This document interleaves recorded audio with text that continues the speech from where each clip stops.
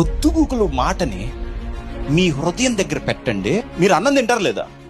తినగానే మీ స్టమక్ ఏం చేస్తుంది? దాన్ని డైజెస్ట్ చేస్తుందా? అలాగనే ఏదో ఒక కష్టం పడి మాటని మాత్రం మీ స్పిరిట్ ఎదుట పెట్టండి, మీకు జీవం ఇచ్చి తీరుద్ది. మీ స్పిరిట్ కున్న టెక్నాలజీ అది. దాని ముందు మాడబెడితే అది నీ జీవితాన్ని ఫలింపజేసిద్ది. అది దానికి ఉన్న విధానం అది. మీ హృదయానికి వాక్యం ఇచ్చారంటే పనిచేస్తుంది. హృదయానికి స్పిరిట్ కు ఉన్న టెండెన్సీ ఏంటంటే నువ్వు ఏది ఇస్తే అది అరిగిచ్చి నీకు రిజల్ట్ ఇస్తుంది. నువ్వు క్షీణించిపోతుంది ఎందుకంటే దాని ముందు నీ డౌట్లు, నీ ఫియర్స్, నీ బ్యాడ్ థింగ్స్ పెట్టావు, నెగటివ్ థింగ్స్. అందుకని అది దాన్నే కంప్యూట్ చేస్తుంది. మీకు అర్థం అవుతుందా? సో దాని వాక్యంకి ప్రార్థన దాని ఎదుట ముందు పెట్టాలి. ఆత్మను దాని ఎదుట ముందు పెట్టావు అనుకుందాం, పిండి వేసుకుని తొట్టి దీవింపబడిద్ది,